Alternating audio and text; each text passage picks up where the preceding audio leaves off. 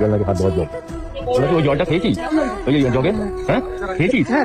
এই আপনার কি জলটা এই জলটা যে দোকান থেকে নিচ্ছেন পাইপটা পুরো নর্দমায় পড়ে, ঠিক আছে না? তো নর্দমায় পড়া, এবার তাদেরকে আমি জিজ্ঞেস করলাম, তারা বলছে যে এটা খাবার জল নয়, এটা হচ্ছে হাত ধোয়ার জল। পাশে মানে আমার রেকর্ড করে দিচ্ছে।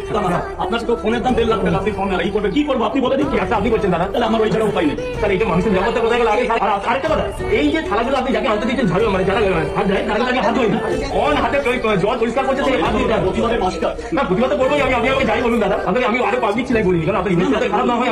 আপনার ওই একটা ভিডিও আমার ইমেজ কি খারাপ না না না সেই ঠিক আছে, আমি ছোটখাটো ইউটিউবার, আমার তো অত ক্ষমতা নেই, আমি বড়। তাহলে আপনি যদি দোকানদার হয় প্রবলেম হবে না? প্রবলেম হবে না, তেমন প্রবলেম হচ্ছে না। কেউ তো আজকে সারা দেখিয়ে তারা বলুন একটু দেখিয়ে দাও একটু হালকা।